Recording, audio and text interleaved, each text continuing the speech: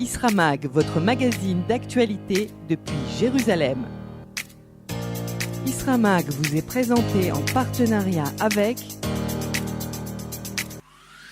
Pour réaliser son alia, il y a les adeptes de la débrouille, on verra. Et il y a ceux qui savent. Avec l'ALIA de groupe, chaque famille perçoit jusqu'à 10 000 € de subvention, un accompagnement professionnel et une aide scolaire sans précédent pour vos enfants. Programme pilote pour les familles. L'ALIA de groupe vous fait profiter de ses 25 ans d'expérience et de ses 99% d'intégration réussie auprès de 1500 familles. Pour connaître le détail des aides et subventions allouées, appelez maintenant le 01 86 96 93 51. 01 86 96 93 51.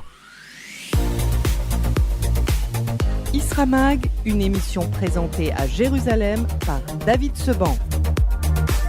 Shalom à tous, merci de nous retrouver pour cette dernière émission en compagnie d'Esther Amar, notre experte fiscale et conseillère en tout genre. Alors aujourd'hui, c'est une émission qui va intéresser sans doute tout le monde comme les précédentes puisqu'on va parler de l'euro.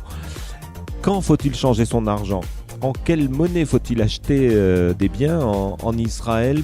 La parité avec le shekel, le mythe du shekel, monnaie la plus forte du monde, une des monnaies les plus fortes du monde. À toutes ces questions, eh bien, nous allons répondre, ou plutôt Esther Amar va répondre. Isramag vous est présenté en partenariat avec... Koulam News. Émouvant, surprenant. Rafraîchissant. Koulam News. Israël, comme on l'aime. Je suis fan de Koulam News. Koulam News. Des très belles histoires. KoulamNews.com. Des centaines de milliers de vues chaque semaine. Koulam News, vous allez adorer. KoulamNews.com.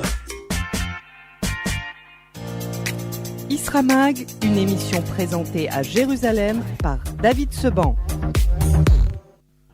Que l'on soit simple touriste, que l'on ait des biens en Israël, que l'on soit investisseur, à un moment ou à un autre, il vous a fallu changer vos euros en shekel. Alors avant d'évoquer la parité entre les deux monnaies, avec vous Esther Amar, je rappelle que vous êtes experte comptable, diplômée de l'ESSEC et conseillère fiscale renommée à Jérusalem. Est-ce que c'est un mythe de dire que le shekel est une des monnaies les plus fortes au monde ? En fait, ce qu'il y a effectivement, c'est que le shekel est une monnaie qui est en fait une des plus fortes monnaies du monde, aussi épatant que ça paraisse, puisque faut se rendre compte que le pays israélien, il aurait dû biduc enregistrer l'inverse, à savoir avec tous les handicaps qu'il vit au quotidien, des vagues d'immigration à faible revenu, les problèmes de la guerre, toute l'instabilité politique qu'il y a déjà depuis pas mal d'années. Là, on repart sur des élections. Donc ça devient franchement inquiétant. Et pourtant, le shekel garde en fait malgré tout une force vis-à-vis des autres monnaies qui est presque à égalité uniquement qu'avec le franc suisse depuis une quinzaine d'années. Je ne sais pas si c'est quand même assez épatant, mais c'est ce qui se passe en fait sur le terrain concrètement. Et à quoi selon vous est liée la force de la monnaie israélienne, la force du shekel ? Alors en fait, elle est liée à plusieurs choses. Bon, d'abord, effectivement, il y a une forte consommation privée en Israël, déjà, c'est important.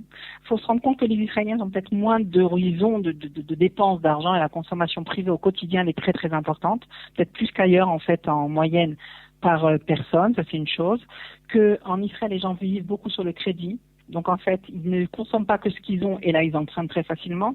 Bon, j'avais vu des chiffres il y a quelques temps qui expliquaient que le taux moyen d'endettement d'un Israélien, il est à peu près de 18 000 € en termes de débit bancaire autorisé, alors qu'en France, on parle de 18 000 shekels, alors qu'en France, on parle de 3 000 shekels. Donc déjà, ça explique un peu la mentalité.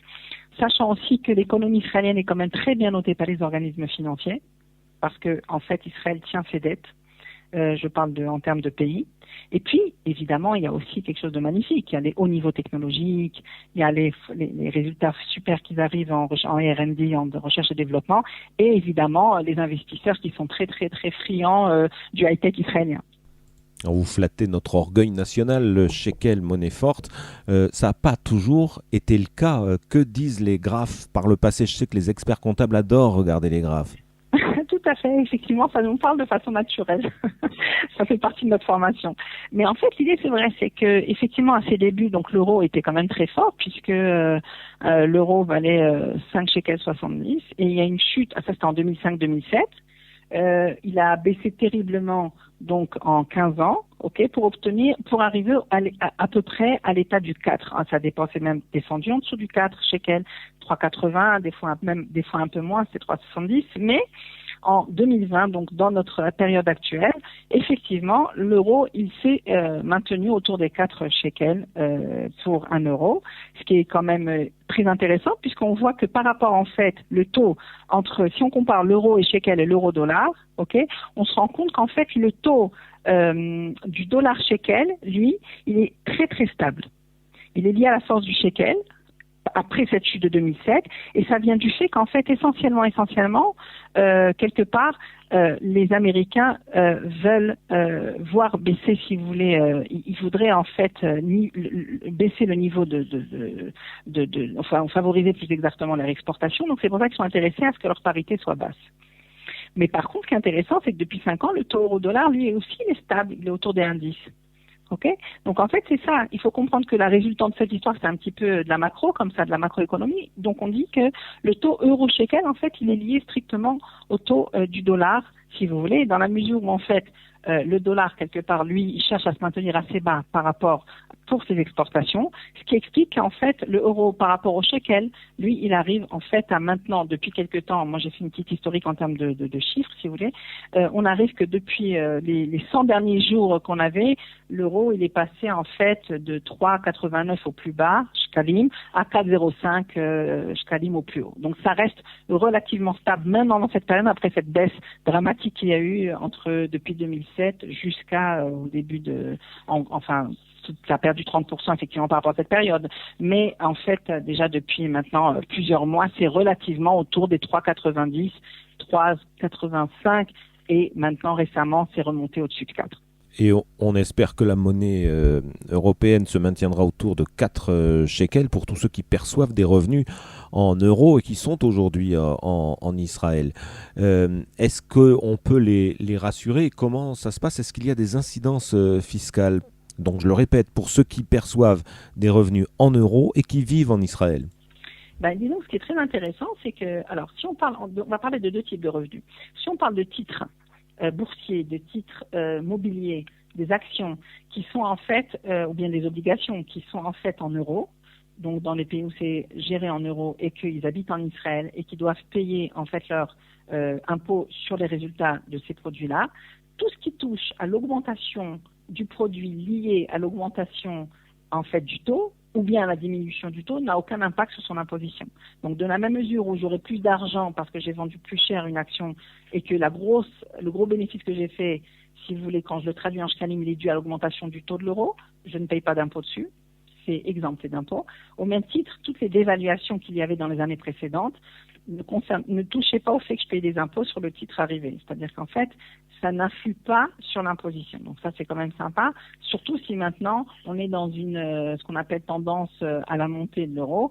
Alors les gens ils vont pouvoir gagner plus d'argent sans avoir à payer des impôts dessus. Ça, c'est une première chose. Mais par contre, tout ce qui touche aux revenus du type de retraite, et qu'on a vu dans les émissions précédentes, on doit le déclarer, l'argent arrivé en euros dans le compte sera en fait traduit en shkalim. Et c'est là-dessus qu'on calcule en fait tous les modèles d'imposition du système israélien sur le montant perçu en shkalim.